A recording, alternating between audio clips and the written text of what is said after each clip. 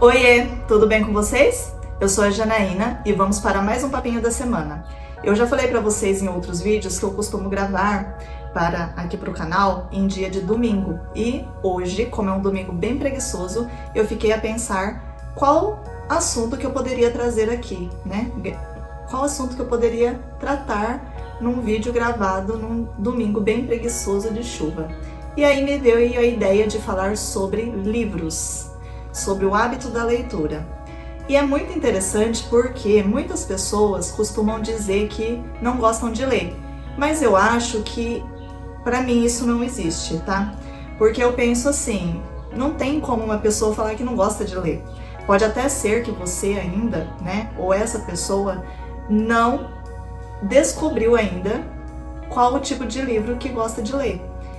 Porque é a mesma coisa que o livro, ele é uma forma de mídia, né, também. Só que ele só tem uma barreira a mais aí, porque às vezes você precisa adquirir o livro e muitas vezes a gente não tem a resposta de forma imediata. Nós temos que ter aí uma certa disciplina para fazer a rotina de leitura, né? Mas é a mesma coisa que a gente falar que a gente não gosta de ouvir música ou que a gente não gosta de assistir filme, série, por exemplo. Eu até entendo se você falar assim, eu não gosto de funk, eu não gosto de rock, eu não gosto de filme de terror, por exemplo. Mas é impossível não gostar, né, de nenhum gênero, digamos assim. Então, por isso que eu falo que é muito estranho, né? Para mim não existe isso, que as pessoas não gostam de ler. A pessoa, penso eu, só ainda não adquiriu o hábito da leitura, tá? E aí, o que eu tenho para falar para vocês? Que, como eu estou dizendo, a leitura ela é um hábito e hábito ela é uma disciplina, é uma rotina. Eu, por exemplo, eu não leio assim fervorosamente, mas eu coloquei um compromisso comigo mesmo que eu preciso ler pelo menos uma página antes de dormir. Eu costumo fazer a leitura no período da noite. Mas é lógico que eu não vou ler só uma página.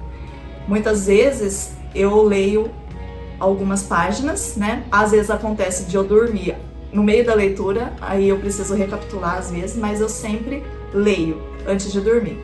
Então eu te desafio aí a começar a fazer a leitura.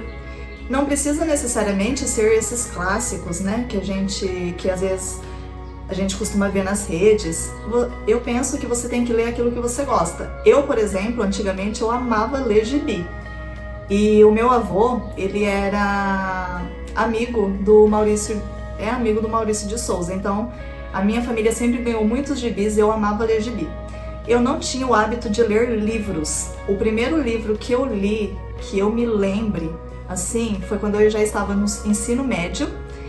Eu lembro até os títulos, que era 5 Minutos, não lembro o autor.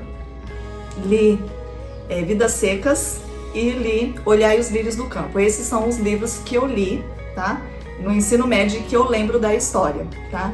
Então, assim, se você tá lendo algum livro, conta pra mim aqui nos comentários, o que eu quero saber, porque eu adoro falar com as pessoas sobre livros. E por que eu falo que eu sou outra pessoa depois que eu adquiri esse hábito da leitura?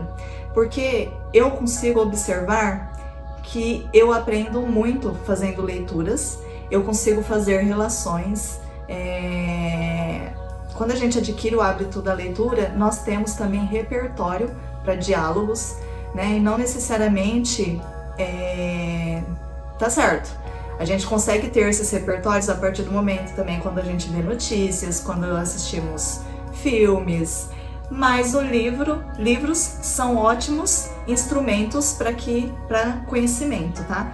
E o legal é que livro, quando nós falamos em ler, cada livro ele se torna único, porque o livro ele foi escrito por uma pessoa, um autor, mas cada um interpreta o livro de uma forma, e isso é muito bacana. Quando a gente vai comentar com uma pessoa sobre um determinado livro, às vezes eu tive uma percepção, essa outra pessoa teve outra percepção, e eu acho isso muito bacana, e na forma como nós construímos o diálogo, né, a partir dessas perspectivas, cada vez mais a gente vai crescendo com a leitura. Então, se você não lê, fica aí algo que você poderia acrescentar para esse próximo ano. Até bom eu ter trazido esse tema aqui nessa época do ano, em dezembro, porque isso pode fazer você virar uma chave aí e você começar a ter essa vontade de fazer leituras. Eu estou apaixonada por Clarice Lispector, quero comprar todos os livros dela e ler todos os livros dela, só que eu preciso começar a trabalhar na minha tese, né, pegar mais firme aí, então logo logo eu vou ter que parar essas leituras por prazer e vou ter que começar a fazer as leituras mais técnicas, né. E essa semana chegou o livro que eu comprei do Paulo, eu trabalho com ele, ó, esse livro aqui. Depois, quando eu terminar a leitura dele, eu vou trazer aqui pro canal também, porque eu não sou boa para fazer resenhas, nunca fiz resenha de livro assim, né, mas já que eu tô documentando aqui as coisas que eu faço na minha vida, então por que não trazer uma fala sobre livros, né? E aí, para hoje eu quero falar sobre este livro aqui, O Sexto Dedo, do autor Marcus William. Ele é um amigo meu, ele trabalha comigo, né? E, gente, não é um livro sobre terror, suspense, a capa tá péssima, né? Eu sei, eu já falei isso pra ele, que a história é tão linda, mas a capa ficou péssima. Ele não é bom pra fazer essas coisas, tá? Capa. Mas... gente, se ele assistir esse vídeo, ele vai me... Vou ouvir um monte depois, mas tudo bem. Não tenho filtro, vou falar o que eu... Não, ele, na verdade ele sabe que eu já falei muitas vezes que a história é muito linda, só que às vezes o leitor ele não vai ter vontade de ler por conta dessa capa aqui. Mas enfim. E eu vou falar pra vocês também que eu li esse livro, eu terminei de ler ele de novo, porque eu li ele 3 vezes, na verdade. Li ainda enquanto ele era um manuscrito, lendo por capítulos, para poder fazer alguns pareceres para o autor, né, que ele pediu. E depois eu li de uma vez só, juntando todos os capítulos, mas li em PDF, foi horrível. E agora eu peguei para ler novamente ele assim, físico, né? E aqui vocês podem ver que as folhas estão brancas, mas é porque eu comprei logo que ele colocou no site para venda, que eu queria ser uma das primeiras, né, a comprar, e aí ficou com essa folha branca que eu não gosto muito, né, mas tá bom, se vocês comprarem, adquirirem o livro, não vai estar com essa folha branca. E aí, olha que eu quero mostrar pra vocês, é muito bacana você ter amigos autores, porque olha só, o esboço, olha o que eu tenho aqui, o esboço, não sei se dá pra ver, da capa do livro. E aí eu falei pra ele que eu ia guardar isso daqui, porque um dia pode ser útil, né?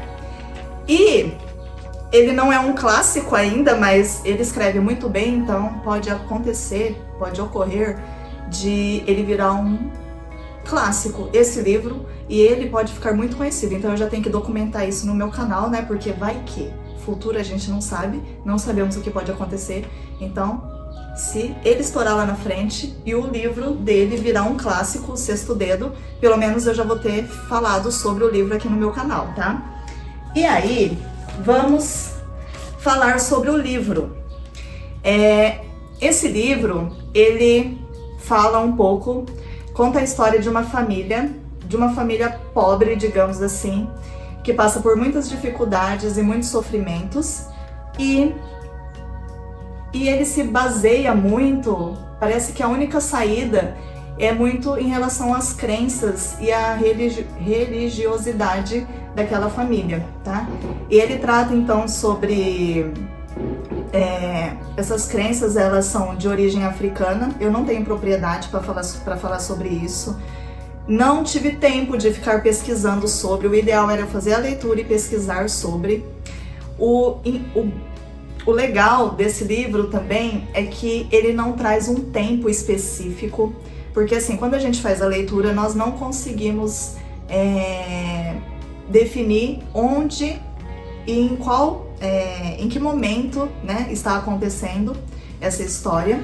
O local também, talvez o autor ele quisesse dar essa impressão, né? Talvez o Marcus gostaria que o leitor fizesse a leitura desse livro sem saber onde acontece a história. Mas como a história, ela traz trechos aqui falando de Terra Vermelha, a gente pode pensar aí que pode ser aqui no interior, né, de São Paulo, talvez no Paraná, Mato Grosso, talvez no Nordeste também, então fica aí essa dúvida, né? Mas é uma história muito linda e ele trata também em relação a um luto, né? O que ocorreu numa família, e fazendo essas relações também traz uma crítica social muito grande, no sentido assim, que às vezes aquelas pessoas existem comunidades e existem pessoas invisíveis nesse mundo, né? E que às vezes aquelas pessoas que não têm condição, né? As pessoas que não têm certo poder aquisitivo, então é onde elas permanecem esquecidas na sociedade. Então eu vejo assim como uma crítica essa crítica social muito grande nesse livro. E aí eu queria ler um trecho para vocês. Na verdade é um capítulo, porque esse livro ele é dividido em 3 partes. E ele é de fácil leitura para quem não tem o hábito de fazer a leitura, não tem hábito de ler. Por quê?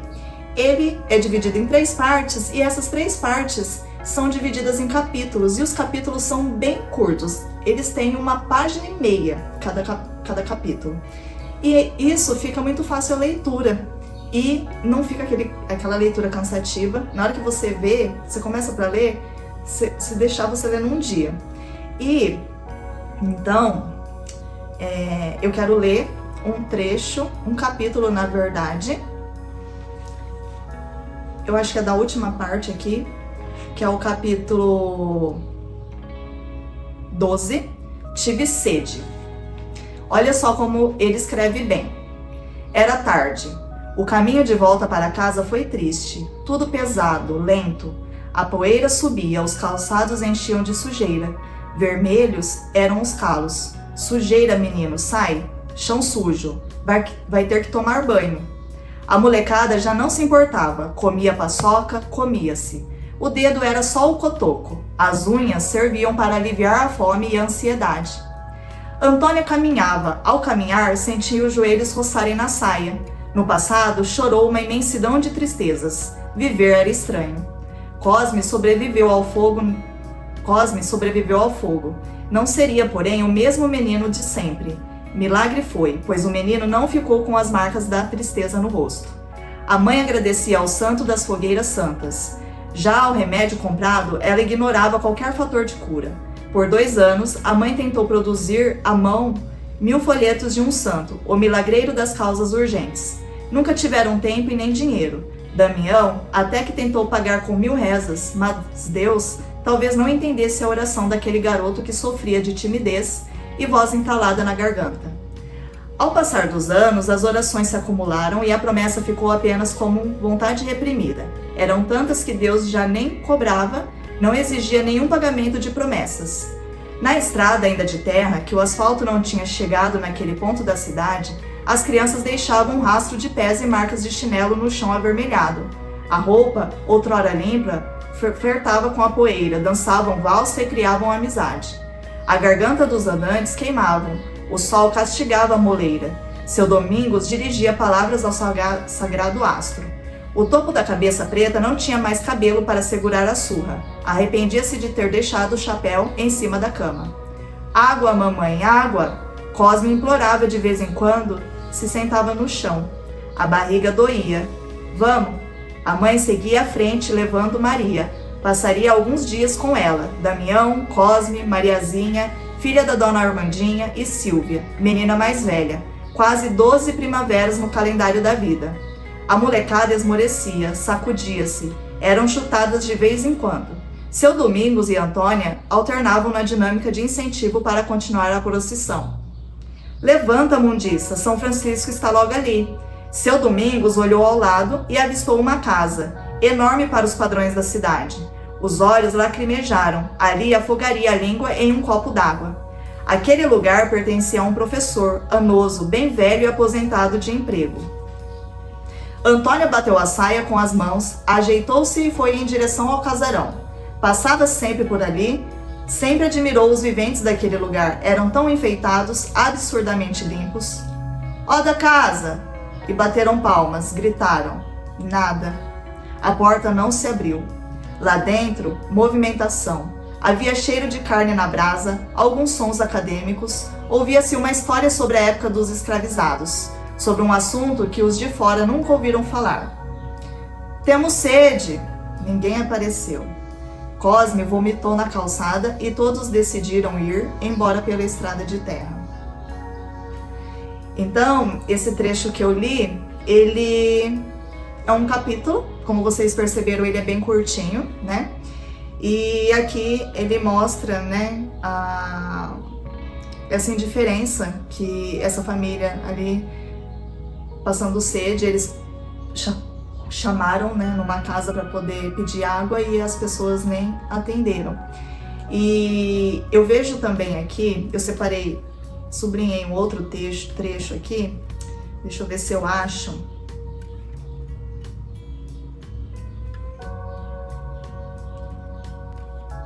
Que ele trata também, eu posso fazer uma analogia com a parte das aparências.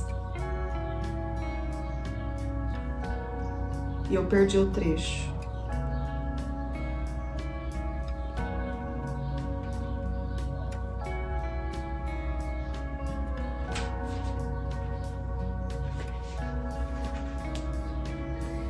Vou fazer a leitura, achei. O restolho somos nós, pensava a mãe de Damião antes do café preto. Somos jogados em algum canto da cidade que cresce, que publica, que transforma, e os homens crescem não publicados, escondem-se da formalidade dos papéis. As palavras não eram tão amigáveis assim, havia uma aglutinação de vogais, síncopes e justaposições. Às vezes havia neologismos, palavras que Antônia dizia ter ouvido por um doutor na rua, porque não havia dicionários por perto. Ela encontrou por aqueles dias um diário, encardenação primorosa, com mais de 1000 folhas. Havia ali algo que a atraiu para dentro de um mistério que ela queria viver. Em cada linha, via como a personagem apresentada era bela, séria nos passos e distante da vida simples dos moradores dali. Era fundamental disciplinar-se em cada folheada. Ela sonhava usar espartilhos, mas não havia mais espartilhos por aquela época. Caso se vestisse bem, conseguiria se amar? Se possuísse calçados formosos, permitiria-se olhar? O restolho somos nós. Então, eu indico esse livro para vocês. Vou deixar o link aqui na descrição, caso vocês queiram comprar esse livro, né? Ou presentear alguém, porque ele é um livro de fácil leitura. O plot twist dele é uma reviravolta assim, que você não imagina quando você termina de ler o livro. E esse foi um livro que me emocionou muito, né? 2 livros que me fizeram chorar quando eu acabei de ler, assim, ou enquanto eu fazia a leitura, foi O Olho Mais Azul, né, da Toni Morrison, e O Sexto Dedo, do Marcus William. E eu quero terminar o vídeo lendo a minha frase preferida desse livro, que é essa: os dias às vezes são eternos e os anos voam como se os dias não existissem mais. E é isso que eu queria falar com vocês hoje. Espero que vocês tenham gostado desse vídeo e a gente se vê na próxima semana. Um beijo. Tchau!